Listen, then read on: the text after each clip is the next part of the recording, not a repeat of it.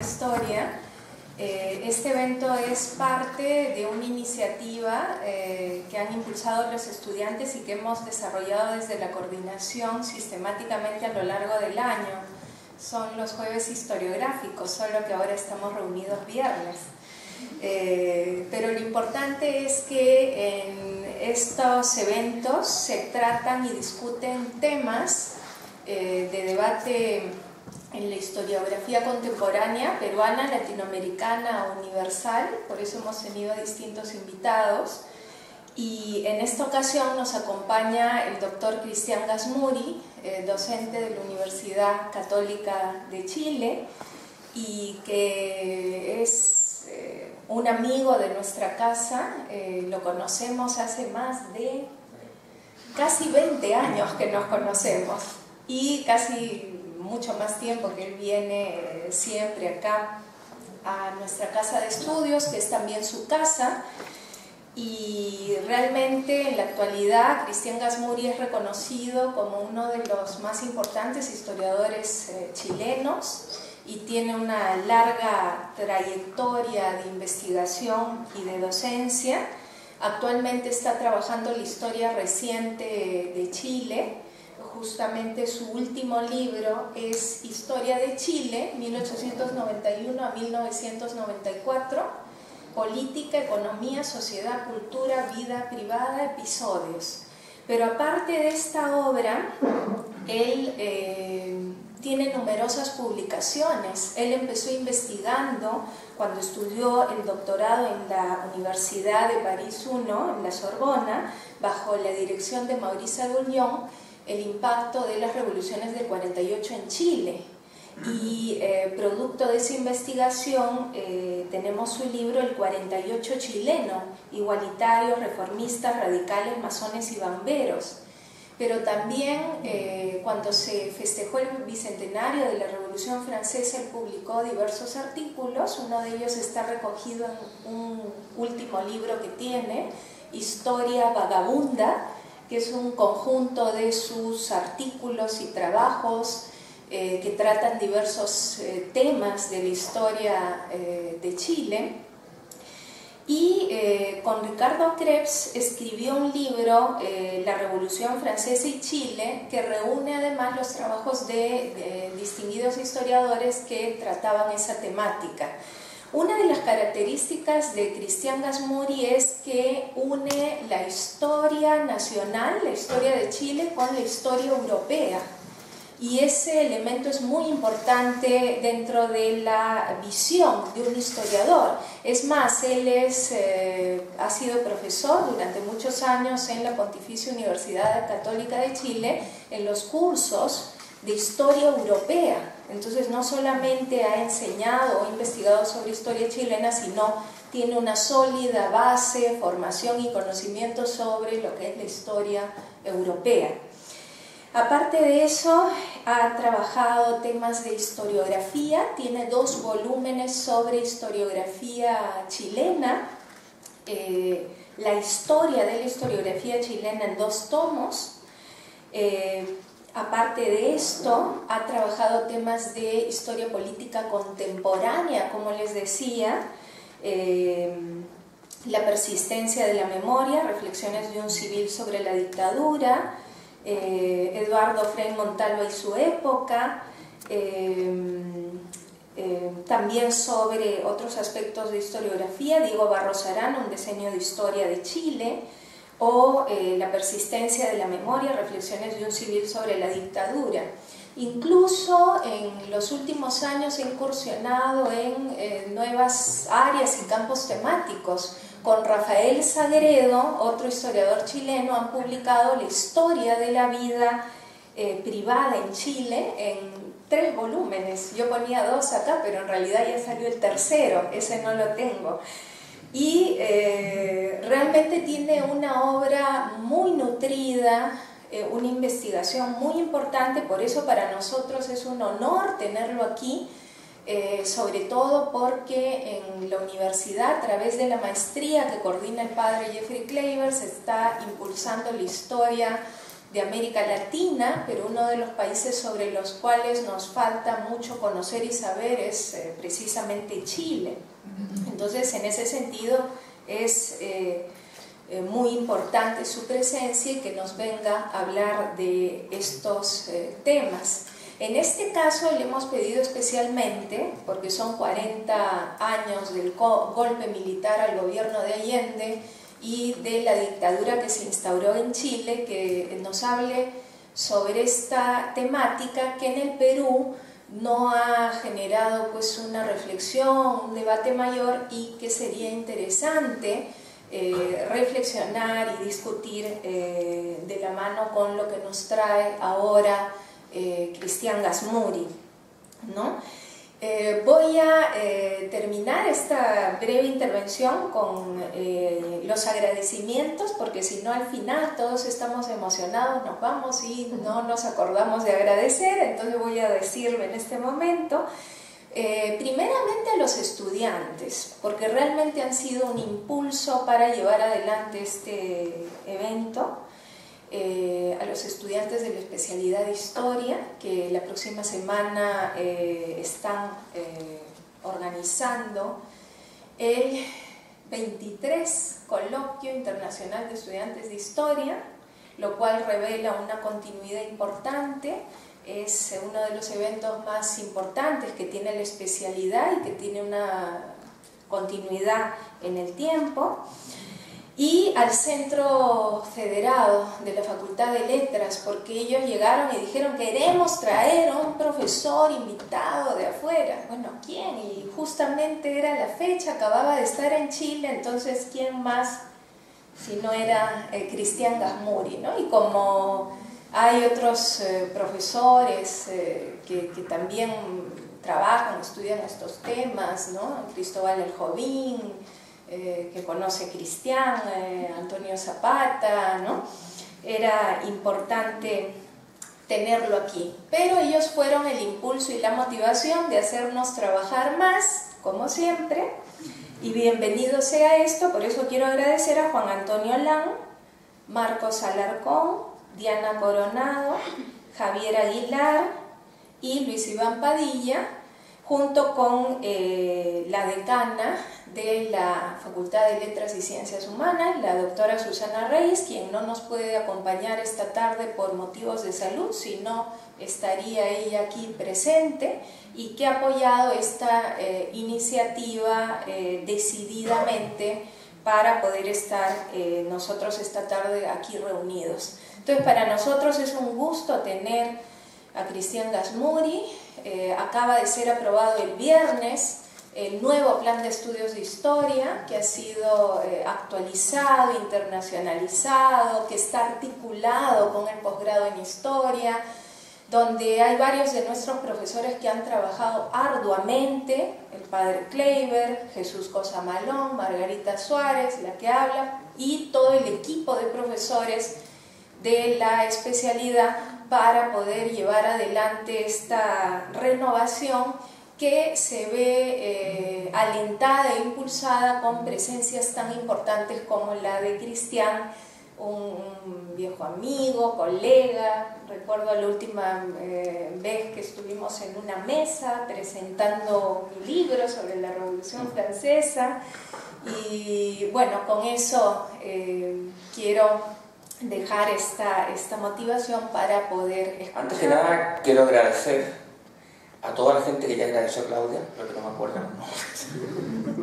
pero también a la Pontificia Universidad Católica de Perú, y especialmente a Claudia Rosas, que ha hecho posible este viaje. Estoy muy contento de estar aquí y poder hablar frente a ustedes. Es un honor para mí.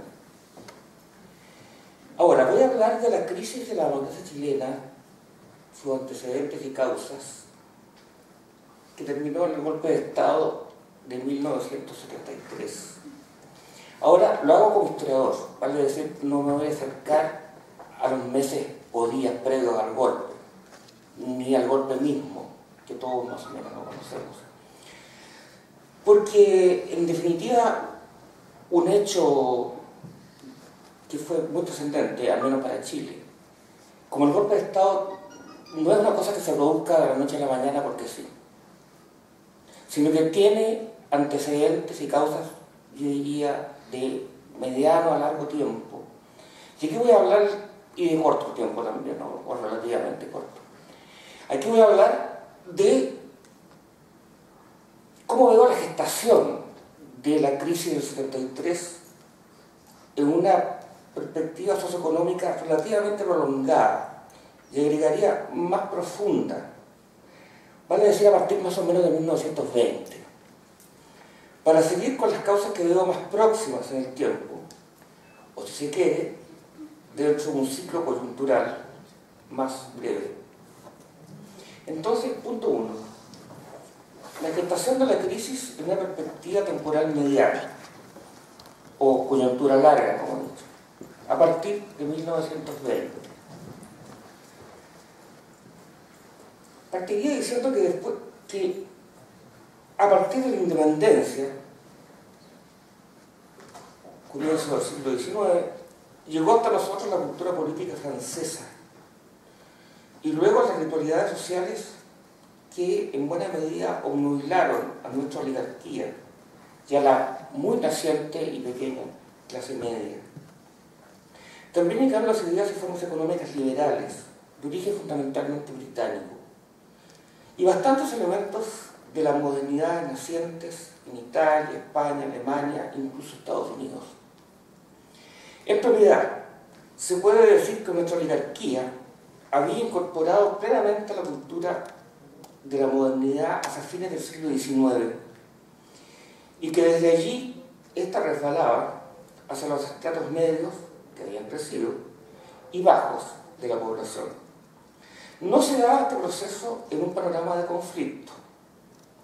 El sector medio y, en menor medida, el sector bajo imitaban y trataban de integrarse a los patrones culturales de la oligarquía, lo que significa que se trataban de incorporar a la dicha cultura europea que he mencionado. Fue hacia 1910, vale decir ya en el siglo XX, por poner fecha a un fenómeno que no es fácil de fijar en el tiempo, que otra modernidad de origen tan europeo como la anterior, pero de contenidos muy diferentes, comenzó a penetrar en la cultura de la clase media chilena y ahora de los sectores sociales bajos que ya estaban en un proceso incipiente de organización bajo modelos anarquistas y socialistas. Es casi un contrasentido decir organización se habla del anarquismo, pero en fin, era importante el anarquismo, se comenzó a decir. En la clase media, yo diría que fue la cultura, esta nueva cultura, fue la característica de la intelectualidad europea del fin del siglo XIX que comenzó a influir. Cultura crítica, por cierto, de los moldes oligárquicos, de las ideologías y ritualidades sociales que estos contenían, del ethos cultural burgués o alto burgués, recordemos que lee socialismo y anarquismo, y en lo político-social de la sociedad jerarquizada y los desniveles económicos que caracterizaron la llamada Belle Époque y la sociedad victoriana.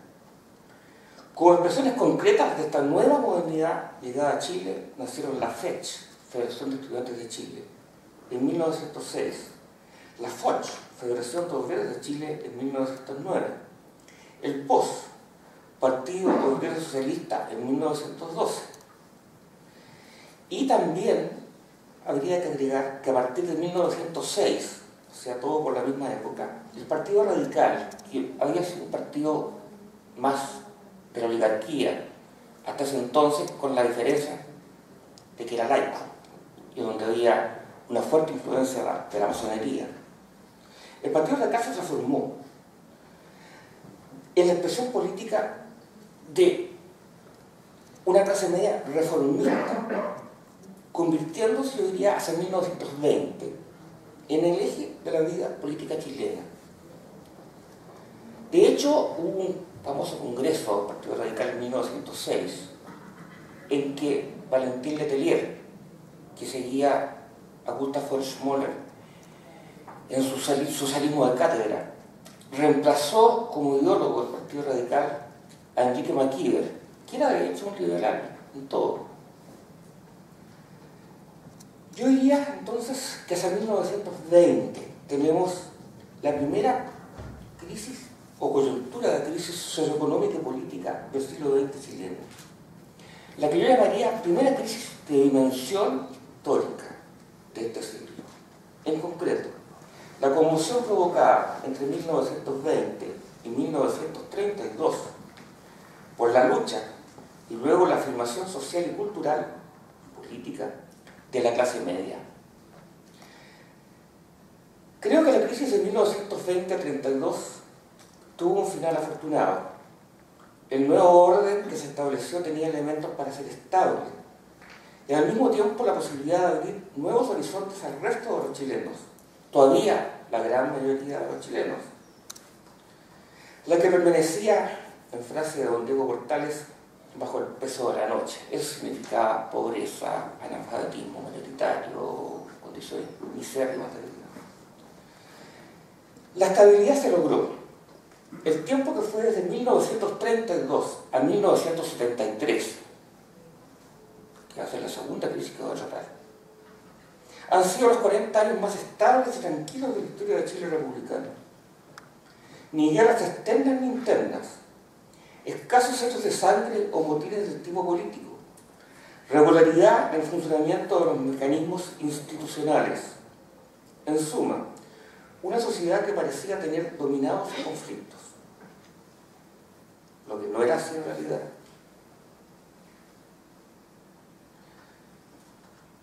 ¿Por qué? Porque estos latentes ciertamente existían, y existían en forma notoria y grande.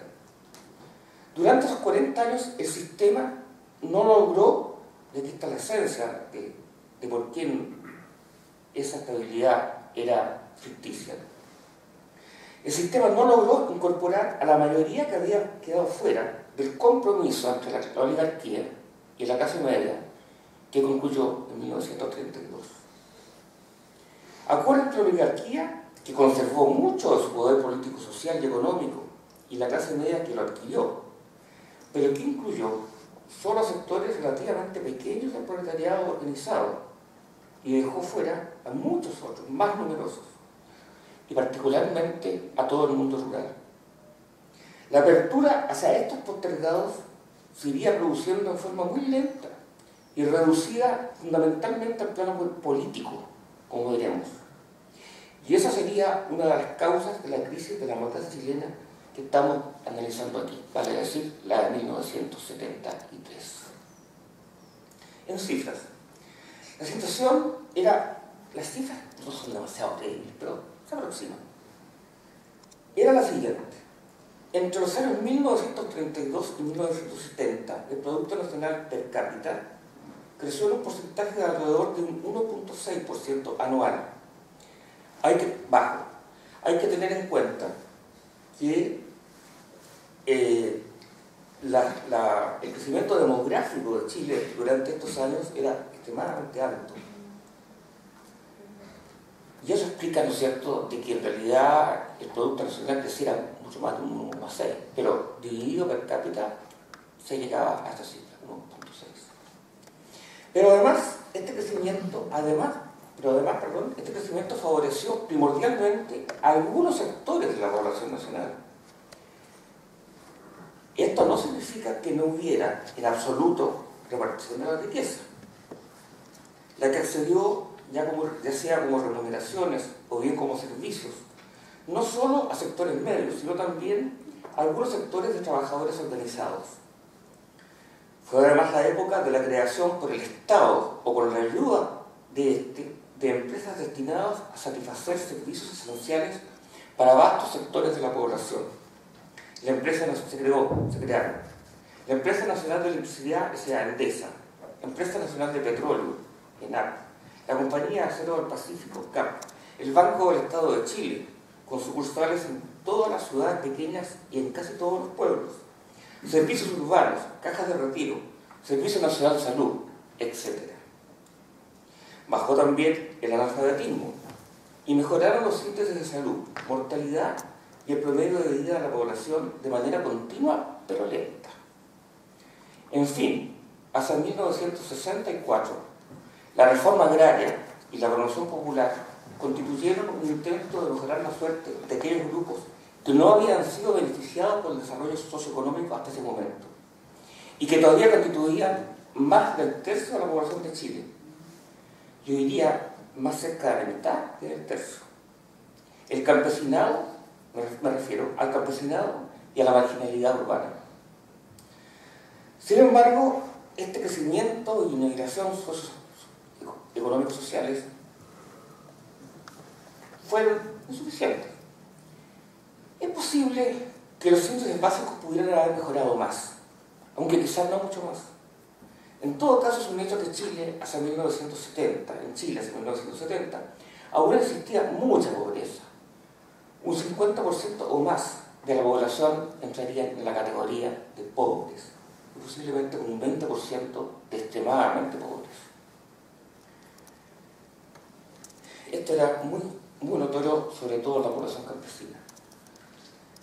Existían, pero no solo la población campesina, existían además otros grupos que en esos años habían descendido en el nivel de su calidad de vida, como los marginales urbanos, por ejemplo. La mayoría ex campesinos que al migrar a la ciudad en muchos casos perdieron no solo su cultura tradicional, sino también algunos modestos beneficios económicos concretos que el régimen paternalista imperante en los campos les aseguraba, no en todos los campos, pero sí en muchos. No sabemos con certeza ni existen criterios bien definidos al respecto de cuántos eran los marginales urbanos hacia 1970. Pero en todo caso representaban un porcentaje importante de la población total, quizá hasta un 15%. En tanto que los campesinos, la cifra andaba entre el 25 y el 30% o más. Es así como Chile, hacia 1970, podía exhibir el tercer o cuarto ingreso per cápita de América Latina. Pero sectores muy grandes habían permanecido fuera del sistema y sus beneficios. En otra perspectiva, estos 40 años que fueron desde 1932 a 1973, 41 años, han sido llamados la República Mesocrática. Efectivamente, durante este tiempo, la clase media gobernó a Chile. Todos los presidentes fueron de clase media. Adquirió bienestar y estatus económico-social y se autoafirmó en sus valores. Quizá la única excepción entre los presidentes de Chile que no era de origen de clase media fue Salvador Allende, que era un descendiente de la oligarquía, pero no de Santiago, de Valparaíso. La gran mayoría de los integrantes de gabinetes, los parlamentarios, eran de la misma extracción media. La economía, que dejó progresivamente de ser agraria desde los años 30 adelante para transformarse en industrial y comercial, pasó también a ser controlada en gran medida por personas de origen social medio, la mayoría hijos o nietos de inmigrantes no hispanos, o españoles, pero inmigrantes del siglo XX, no durante la época de la conquista. Más todavía, nació, o mejor dicho, se sentó en Chile una cultura, o esa cultura del fin del siglo europeo, ya mencionada, que fue casi monopolizada por hombres de origen social medio. Algunos de estos se transformarían en grandes figuras de relevancia mundial. Los casos más notorios cultural son los de Gabriela Mistral y Pablo Neruda, ambos premios Nobel de literatura. En cuanto a la industrialidad política, después de la crisis del 20 al 32, en Chile se había firmado una democracia de tipo liberal, la que, respondiendo a la esencia doctrinal de este sistema, se fundamentaba en la transacción entre partidos y formación de consensos mayoritarios. Este orden, si bien había permitido, por una parte, la consolidación de partidos con base en la clase media y el nacimiento y crecimiento de otros de recambio mayoritariamente popular y de ideología socialista, el comunista y el socialista, bueno, este Chile mesocrático, como dijimos al comienzo de esta breve descripción que he hecho, se caracterizó por la estabilidad, regularidad institucional respeto a la ley y a las personas, respeto a las libertades y derechos fundamentales de todos. Pero en particular, y esto lo quiero enfatizar, por un estilo político determinado por la búsqueda de consensos y transacciones entre los diversos actores formales del sistema. Estilo que tuvo sus mejores representantes en los gobiernos radicales de Pedro Aguirre Cerda, Juan Antonio Ríos, Gabriel González Videla. Bueno, en definitiva se formaban y se destruían, ¿no es cierto?, equipos de gobierno con muchas veces cada tiempo muy breve, o sea, cada 3 meses, 4 meses. Vale decir, si bien se respetó, yo diría, la estabilidad, este continuo cambio de gabinetes y de alianzas políticas de derecha e izquierda que entraban al gobierno, conspiraba contra el sostener políticas, ¿no es cierto?, regulares que hubieran permitido un mejor desarrollo. Ahora, fue en estas circunstancias, en este tipo de gobiernos, de serie de gobiernos inestables, que se comenzó a gestar la segunda grave crisis histórica del siglo XX chileno. Si la esencia de la primera coyuntura de crisis a que nos acabamos de referir fue la pugna de la clase media por integrarse al sistema representado por la nación chilena moderna, la segunda tuvo como eje el intento de incorporación al sistema y a sus beneficios de los grupos que habían quedado fuera en el ordenamiento resultante de la crisis del 20 al 32. Como ya lo hemos dicho, el sector campesino en su inmensa mayoría y los grupos marginales urbanos. También mencionamos que la forma acerca de cómo incorporarlos activamente a la vida nacional y entregar los beneficios en calidad de vida que proporciona la modernidad había sido preocupación de todos los gobiernos chilenos de la República Mesocrática, y en particular los que integraron partidos de izquierda, sus tradicionales abogados políticos. Sin embargo, también lo dije, ¿no es cierto?, el crecimiento fue pequeño, 1.6% per cápita durante 40 años. Pero fue a fines de la década de 1950 cuando el problema se convirtió en un verdadero desafío nacional, asumido en diversas perspectivas, por todas las más importantes fuerzas políticas y también instituciones fundamentales de la sociedad chilena, notoriamente la Iglesia Católica. Esta última, abandonando sus tradicionales posiciones conservadoras, llegó a ser una fuerza poderosa a favor de los cambios estructurales que permiten el mejoramiento de la calidad de vida de amplios sectores marginales, o de los amplios sectores marginales. Así, en una perspectiva histórica amplia, si la crisis de 1920-32 fue la de la incorporación de la clase media al sistema social chileno en condiciones que mejoraban considerablemente su nivel de vida, desde 1950 o mediados de la década del 50 se trató de lograr lo mismo con los otros sectores que continuaban postergados por ese entonces. Esto no se logró.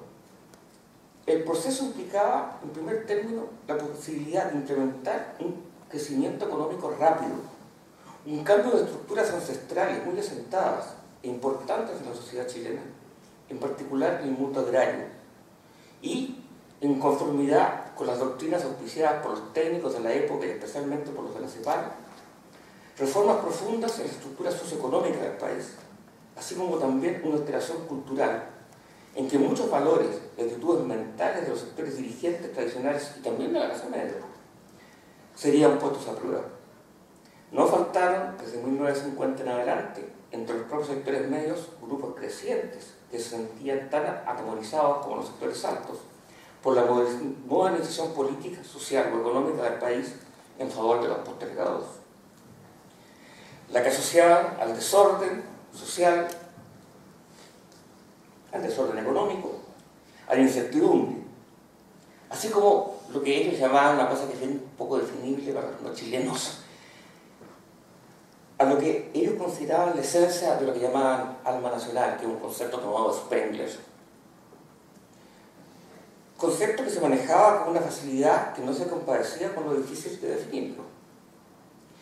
En lo conceptual del término, se temía una revolución y sus cambios estructurales, y también, junto con ella, a los sectores sociales muy significativos que la deseaban.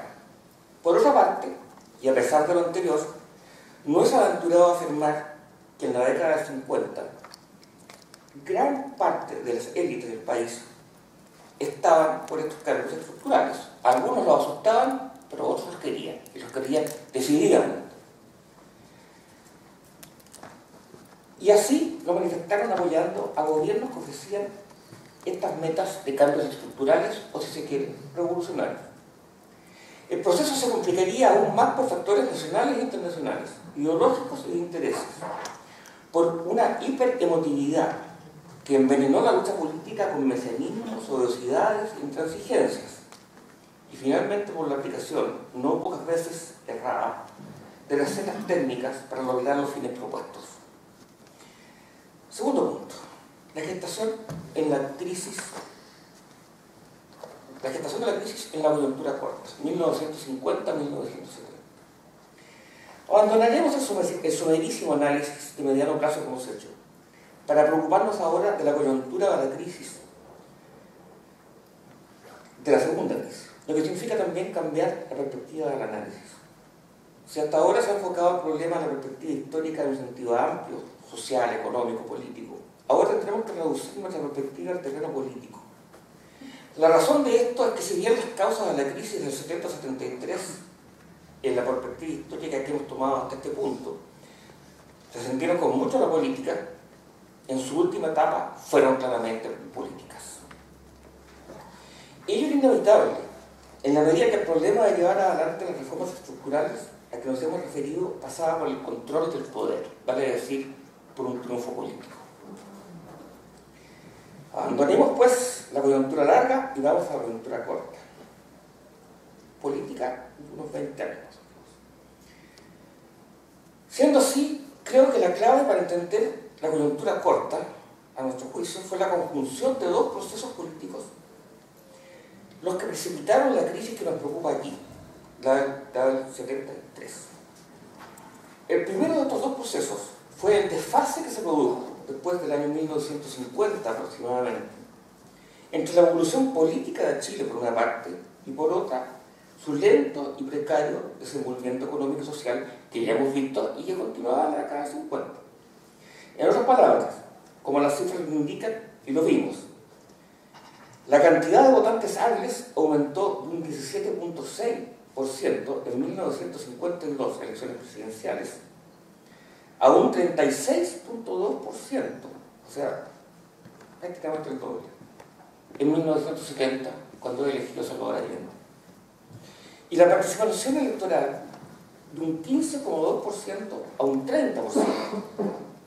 Sin embargo, el Producto Geográfico Bruto per cápita solo aumentó en un tercio, y aún así siguió estando muy mal distribuido.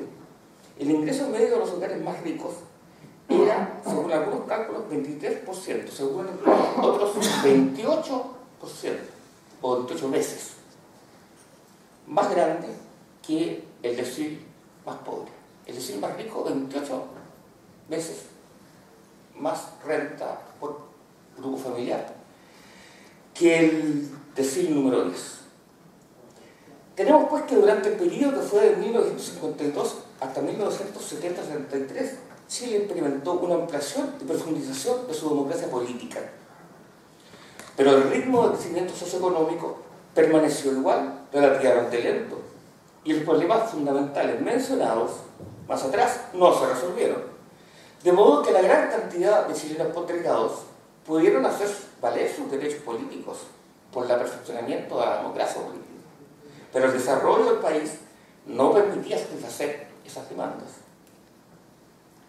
El segundo proceso político que condujo a la crisis de 1973 estuvo estrechamente conectado con el primero, y creo que fue, parcialmente al menos, un resultado de que la división del espectro político chileno en tres grupos bien definidos, los llamados tres tercios, cada uno con un proyecto histórico comprensivo y cerrado sobre sí mismo. Más todavía, con Como se sabe, estos 3/3 tenían electorados relativamente equivalentes, y esta proporción no cambió en lo sustancial hasta 1970-73. Además, y aquí está lo más grave de todo, los 3 proyectos estaban destinados a ser implementados como un todo y de manera inmediata, o al menos muy aceleradamente. Por otra parte, fueron presentados al país y manejados desde el punto de vista político como si fueran mutuamente absolutamente compatibles en casi todos sus aspectos esenciales, lo que, mirándolo desde el presente, no parece haber sido así, pero en esa época así se creyó. Ahora, creo que estas dos causas, perfeccionamiento de la democracia política, pero no de la democracia socioeconómica, y la división del espectro político en 3/3 prácticamente parecidos en cuanto a su apoyo popular, y no dispuestos a entrar en transacciones unos con otros porque eran sistemas cerrados. Como Mario Góngora ha dicho, eran planificaciones globales. Había otros problemas que hacían la situación todavía más explosiva. Existía un cohecho generalizado, particularmente en las zonas campesinas. De hecho, todo el sistema electoral presentaba vacíos indicios de bastante magnitud.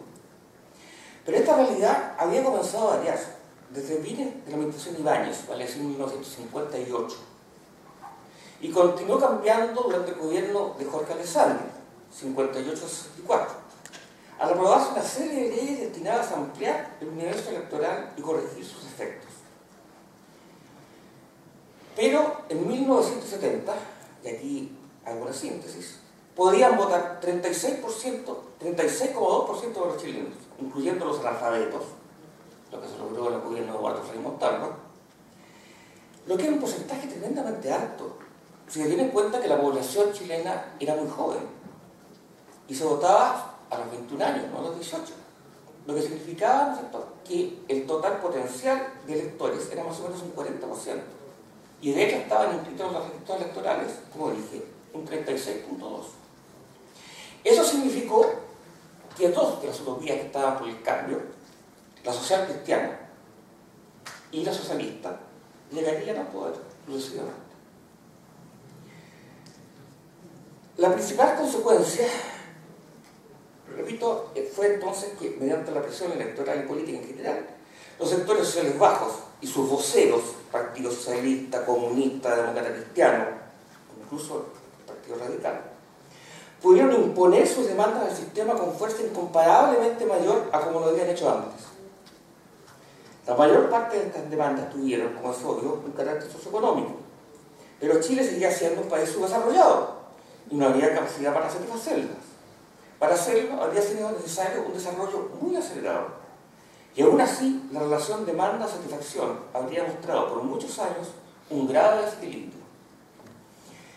Fue de este modo que el perfeccionamiento, se ha escrito la paradoja, de que el perfeccionamiento y ampliación de la democracia política y el relativamente lento crecimiento de una democracia económica y social en el país, que seguía siendo subdesarrollado en 1970, llegó a producir este desfase que condujo, ¿no es cierto?, a la crisis de 1973.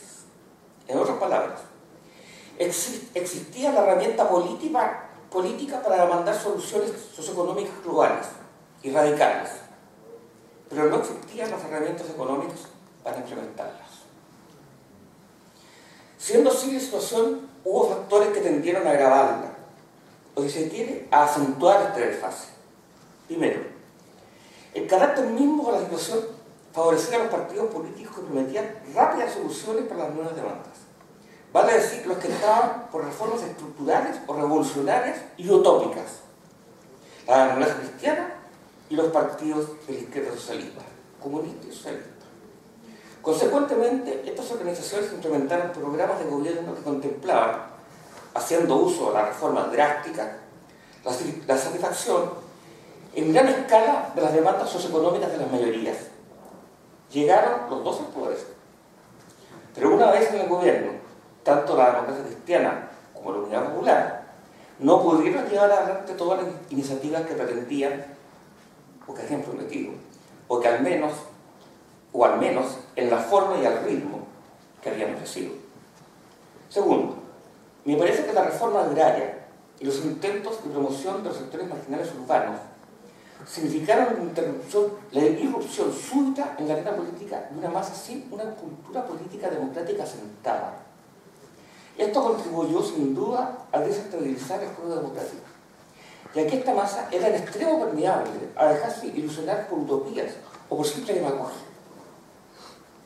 Tercero, por otra parte, la ola ideológica revolucionaria que se expandió por Latinoamérica como consecuencia de la Revolución Cubana produjo sus efectos en Chile, como en toda Latinoamérica. En su afán de no ser dejados atrás por la historia, los diferentes partidos y grupos socialistas y de centro, o sea, cristianos, radicalizaron sus posiciones de cambio, influidos por la utopía cubana que parecía abrir una gran esperanza para el continente. Cuarto, en fin, el desfase a que nos referimos hizo a los grupos de presión que representaban la oligarquía,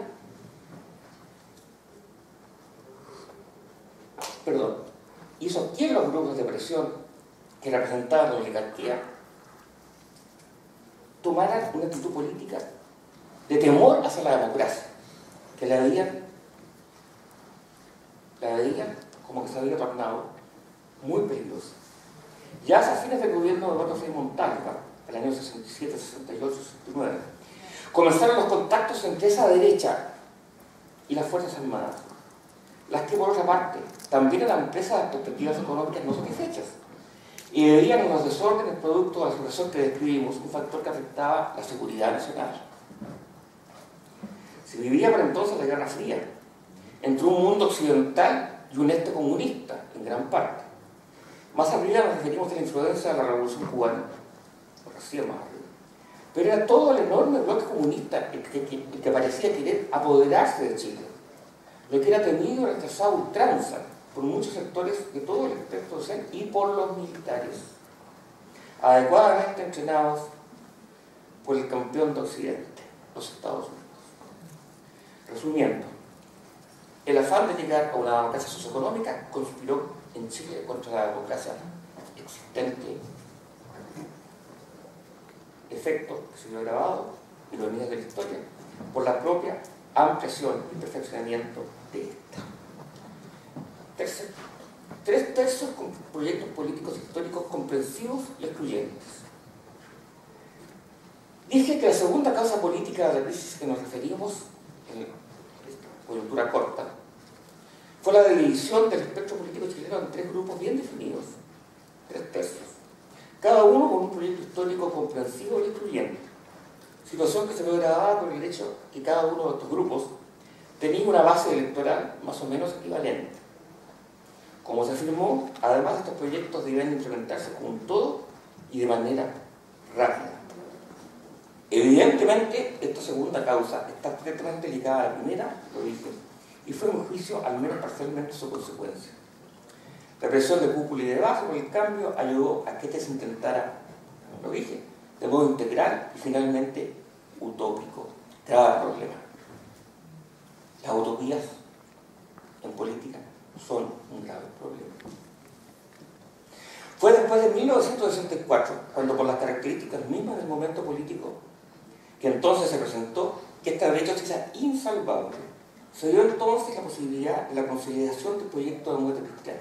Don Eduardo Frei Montalva fue elegido presidente y la democracia cristiana obtuvo en las elecciones parlamentarias de fines del año siguiente casi el 50%, el 52%, no, perdón, el 42% del total de los votos chilenos, lo que le entregaba la mayoría a la Cámara de Diputados y casi un tercio del Senado. ¿Y por qué casi un tercio del Senado? Porque se era reemplazado, ¿no es cierto?, por mitades. Por eso que la Cámara de Diputados iban a dominar, pero en el Senado no. Bueno, pero se dio entonces la posibilidad de que el proyecto de democracia cristiana se consolidase, lo que significaba una derrota cuasi definitiva de los otros dos. Y así el clivaje se profundizó, sometiendo a la democracia chilena a una tensión que finalmente no pudo resistir. En otras palabras, fue entonces cuando el mundo político chileno abandonó la lógica de la política, que es la búsqueda de consensos mínimos mediante transacciones, para ser reemplazada por la lógica del enfrentamiento, de la guerra sutil. la búsqueda de la derrota del adversario, que ahora pasó a ser considerado no adversario, sino que enemigo, anunciando así el desenfreno de irracionalidad que veríamos después de 1970 y más aún después de 1973. Por cierto que algunos acuerdos políticos puntuales se lograron entre los tres tercios, aún después de 1964, pero fueron demasiado pocos y demasiado esporádicos para invalidar este esquema básico que acabo de anunciar. Entre los más importantes queda destacar la ley de reforma agraria, la ley de nacionalización del cobre y algunas otras. Bueno, con el fin de aclarar lo recién dicho, vamos a ver cada uno de estos tercios muy brevemente individualmente. La derecha, de la defensa de intereses tradicionales a la revolución modernizadora. No hay duda que hasta 1964 este tercio es el menos estructurado formalmente. A mi juicio, esto era así no tanto porque estuviese dividido en dos partidos políticos, liberales y conservadores, sino porque la mayoría de quienes dirigían ambas agrupaciones eran difusamente liberales en materia política y algo más marcadamente en sus ideas y prácticas económicas. Este liberalismo vago conspiraba contra la organicidad propia de un partido político moderno. Se seguían aglutinando en torno a grandes caudillos. En esta época, en el año 58, Jorge Alessandri, presidente del 58 al 64, como dije. Las tendencias genuinamente conservadoras, que también existían en la derecha chilena, tendían a despreciar la actividad política contingente y limitaron su influencia a círculos más o menos estrechos. La pérdida del apoyo oficial de la Iglesia Católica también influyó en el debilitamiento ideológico del Partido Conservador. Hacia 1964, aquella, a diferencia de lo que había ocurrido en los 100 o 120 años anteriores de nuestra historia, no era representado oficialmente por partido político alguno, pero sus simpatías ahora iban hacia la democracia cristiana y el proyecto histórico, y no hacia el Partido Conservador, su tradicional aliado. El peligro de desaparición vino a alterar la fisonomía de esta derecha casi tácitamente liberal.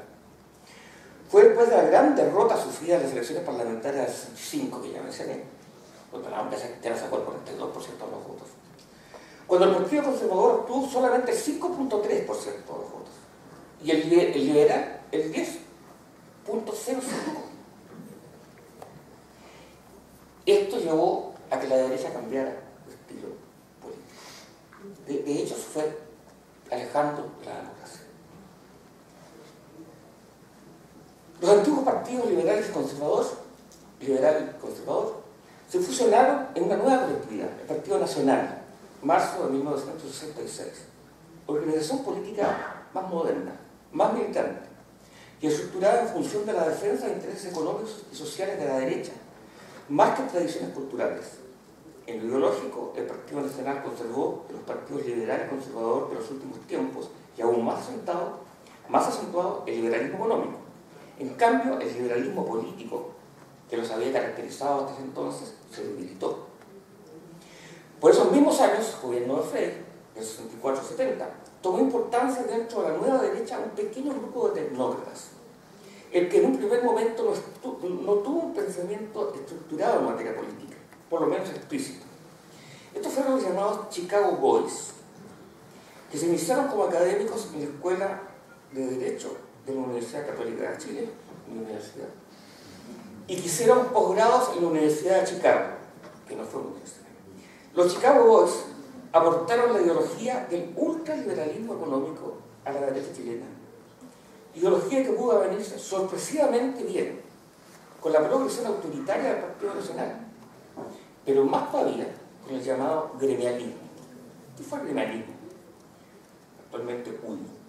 Este fue el tercer grupo que pudo integrar esta nueva derecha, que también nació y se expandió por los mismos años entre los alumnos de la Universidad Católica.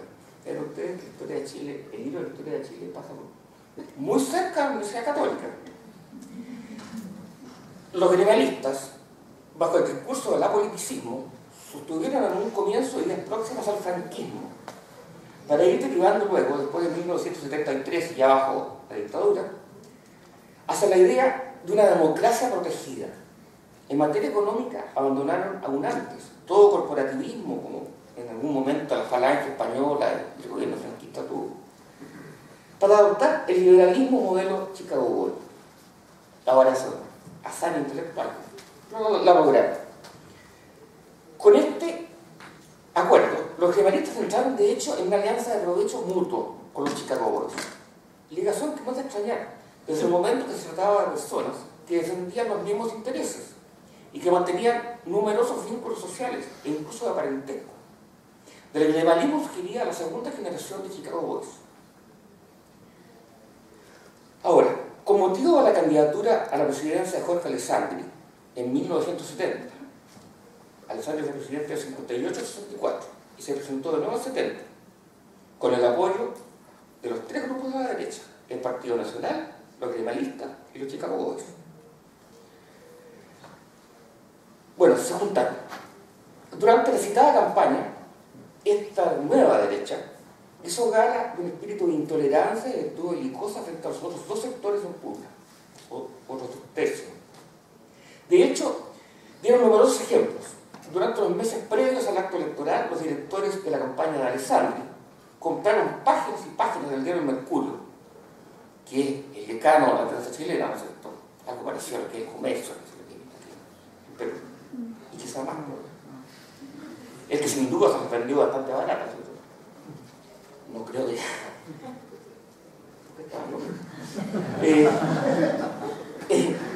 del diario El Mercurio, para insistir que el candidato que obtuviese un solo voto más sobre sus rivales debería ser presidente de Chile. ¿Y para qué hacían esto? Pues la Constitución del 25, que había sido aprobada, ¿no es cierto?, durante la primera crisis que toqué, decía que en caso de que no hubiera mayoría absoluta, ¿no es cierto?, en las urnas, era el Congreso Nacional, ¿no es cierto?, el que debía elegir entre las dos primeras mayorías relativas. Si Alessandri no tenía mayoría absoluta, sino que simplemente mayoría relativa, se podía dar el caso de que se aliara la democracia cristiana con la izquierda socialista y comunista y elegir a Salvador Allende. Bueno, eso querían evitarlo de todas maneras. Y por eso querían meter en la conciencia de los chilenos la idea de que quien tuviera un voto más en las urnas tenía que ser el presidente de Chile. ¿Cuál fue el problema para la derecha? ¿Quién obtuvo un voto más? ¿Fue Alessandri? No, fue Salvador Allende. Vale, sí, habían caído sus trampas. Y bueno, en general el discurso de la derecha se había alejado, yo diría, de la cultura democrática para entrar en la lógica del enfrentamiento. Sexto punto, izquierda socialista, de radicalización a ultranza. Ya se ha mencionado que la izquierda chilena había sufrido un proceso de radicalización a partir de los años 50. Desde los comienzos de la República Mesocrática hacia 1932, la izquierda chilena estuvo compuesta por dos partidos primordiales de tendencia socialista. Ya lo he nombrado, el Partido Comunista y el Partido Socialista. En el caso del Partido Socialista, sus líderes fueron casi siempre de origen burgués, incluyendo Allende. Y el Partido Comunista de Chile, con más tradición proletaria, tenía líderes de origen popular, pero eran seguidores estrechos de las estrategias y posturas de la Unión Soviética a través del Tercer Internacional o Comintern. Ahora, el Partido Socialista, aunque frecuentemente dividido, fue bastante moderado hasta mediados de la década de 50 y apoyó o participó en varios gobiernos, en particular los encabezados por los presidentes radicales, entre 1938 a 52. En tanto, el Partido Comunista, a pesar de su ligación con la Tercera Internacional, era más moderado. Bueno, pero ahora, después de la década de 50, y siguiendo este ánimo, ¿no es cierto?, continental, en que, bueno, que Che Guevara ha transformado en una especie de Jesucristo revolucionario, ¿no es cierto?, el 59, en enero del 59 viene la Revolución Cubana. Bueno, también se radicalizan los comunistas, menos que los socialistas, porque todavía la Unión Soviética les tira las riendas.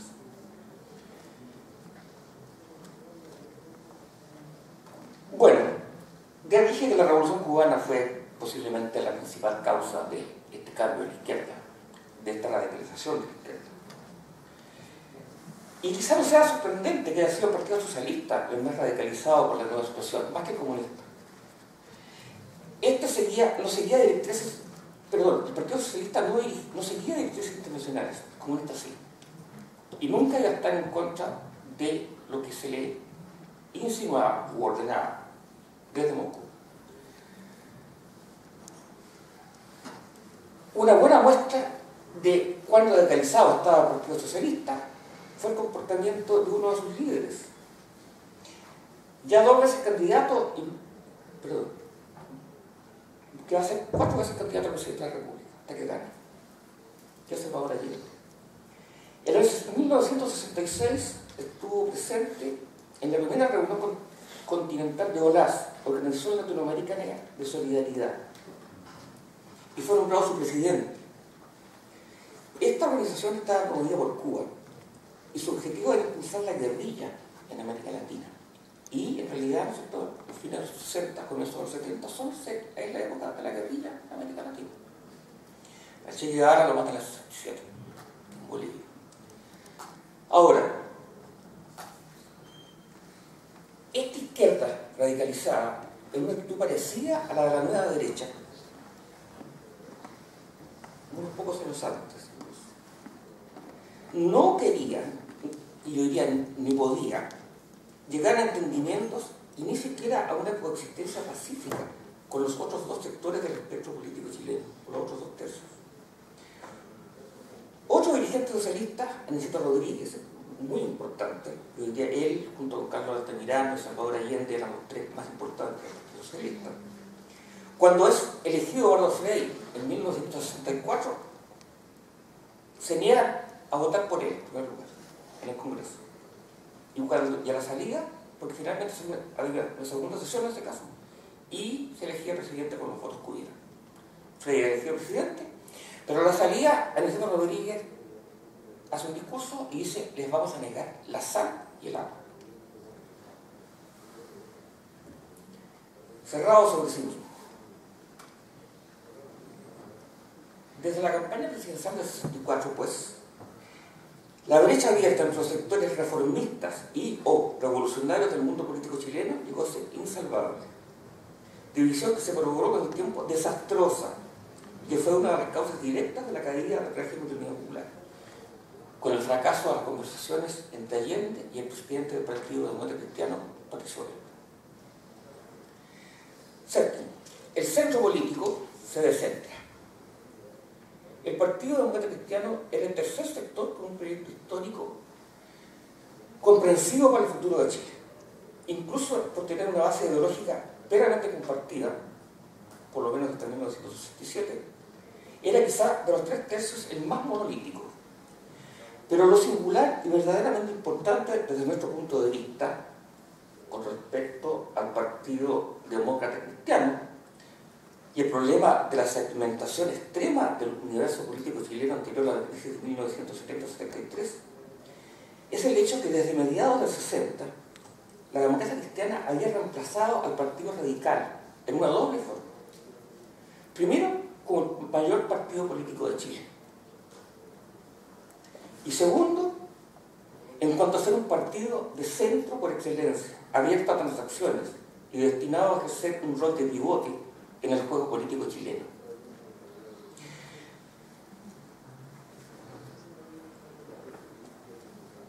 Como dije, desde 1936, más o menos, el Partido Radical había impuesto un estilo político en Chile.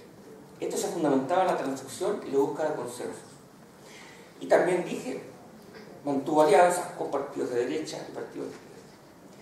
Pero en 1952, cuando el general Ibáñez fue elegido por segunda vez presidente de la República, el Partido Radical estaba en declinación.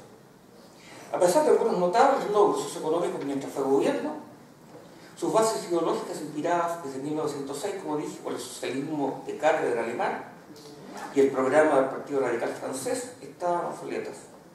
También su estilo político basado en la transacción estaba vastamente desacreditado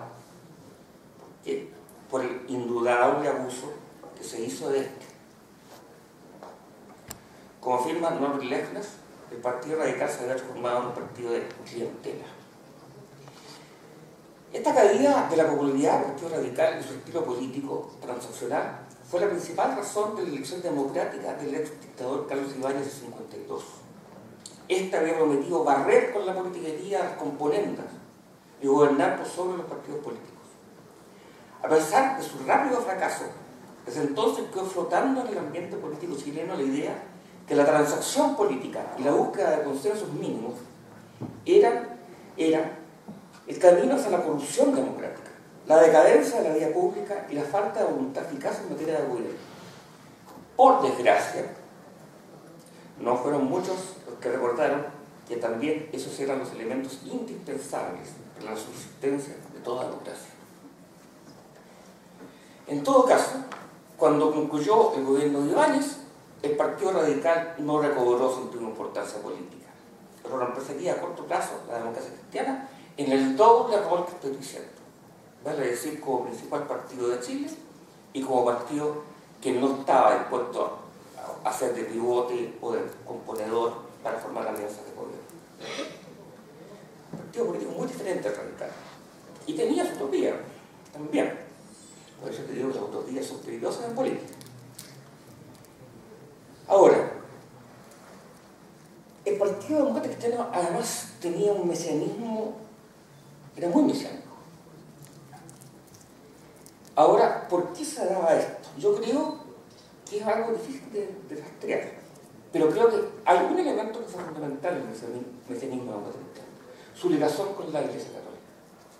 Así como la Iglesia Católica se puede permitir ser mesiánica porque da una solución, ¿no es cierto?, supramundana.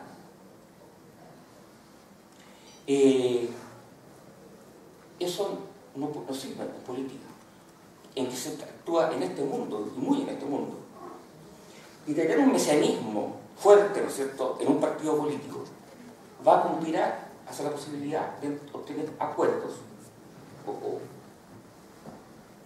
o que la vida política transcurra por moldes relativamente moderados. Los demócratas cristianos fueron muy mesiánicos. Y repito, posiblemente por su relación con la Iglesia Católica.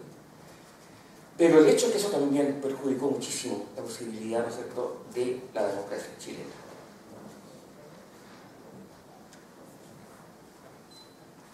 Bueno, además, otros aspectos también actuaron en contra de la democracia cristiana cuando fue gobierno, la reforma agraria. Acordémonos que Eduardo Frei Montalva había sido elegido presidente con los votos de la democracia cristiana y de la derecha. Y he recordado, ¿no es cierto?, lo que dijo un hombre de derecha, Alessandri: quien tenga un voto más en las urnas debe ser presidente de Chile. No me acuerdo con nadie. Lo que dijo Ernesto Rodríguez: les negaremos la sal y el agua. Bueno, para que Eduardo Frei no lo tildaran de derechista frente a Salvador Allende, y le decían vendido a la derecha va a votar por ti, etcétera, etcétera, Eduardo Frei se permitió decir en televisión, y yo lo vi. Nadie me lo cuenta porque yo lo vi, que él no iba a modificar ni una coma de su programa, ni siquiera a cambio de 1 millón de votos. Bueno, eso era para tranquilizar, ¿no es cierto?, a la izquierda, que no se fuera, digamos, gran parte del electorado demócrata cristiano a votar por Allende. Pero se podía decir una cosa así. Eso también es un atentado contra la democracia. La democracia finalmente depende, ¿no es cierto?, del apoyo popular que se tenga. Es decir, no voy a modificar ni una coma en un programa ni por 1 millón de votos. Ha resultado ser una frase fatal. Y fue una frase fatal. Por lo tanto, ¿qué es lo que quiero destacar aquí? Que los 3/3 en un momento, y he hablado de 3 voceros de cada uno de los tercios, ¿no es cierto?, estaban por el no entendimiento con los otros dos en absoluto. Bueno, y esto prosigue durante el régimen de la Unidad Popular después del 70, cuando eligió Salvador Allende. ¿Y qué es lo que pasa? Que Allende comete algunos errores, fue mal aconsejado, pero lo primero que hace Allende, lo que debía haber hecho, porque la historia no se puede hacer con lo que debía haber hecho, sino que con lo que fue. Debía haber tratado de cooptar a la democracia cristiana. Porque el programa de Radomiro Tomic, que fue su candidato en 70, era muy parecido al programa popular. Pero inmediatamente si Allende hubiera decidido eso, toda la izquierda radicalizada de socialismo, su propio partido, lo habría acusado de traidor. Y Allende optó por intentar dividir la democracia cristiana, y la dividió. Se llevó 9 diputados, pero a nivel de base, esa fue una proporción mínima, lo que se llevó a la democracia cristiana. Todo lo contrario, esa actitud de Allende hizo que la democracia cristiana, a pesar de sí misma y en contra de lo que le gustaba, se tuviera que aliar con la derecha, ¿no es cierto?, en la oposición al gobierno de la Unidad Popular. Y Allende, que sacó un 36 tanto por ciento de los votos, ¿no es cierto?, y un poco más de un tercio, subió un poco en las elecciones municipales, no parlamentarias, del año 71, perdón. Y desde entonces empezó a bajar la Unidad Popular. Vale decir, Allende nunca tuvo más allá de un 43%, un 42% de los votos de los chilenos, pese al Pambuco y después, bueno, no quiero entrar en el gobierno de Allende. Pero yo creo que más allá de los malos manejos, ¿no es cierto?, de Allende, también de los adversarios de Allende y del esfuerzo de Estados Unidos por desestabilizarlo, bueno, bastante grande. La raíz, ¿no es cierto?, del fin de la democracia chilena y el golpe militar del 11 de septiembre de 1973 se debe a estas, yo diría, razones de más largo tiempo, y que aquí yo he resumido en la coyuntura larga y la coyuntura corta.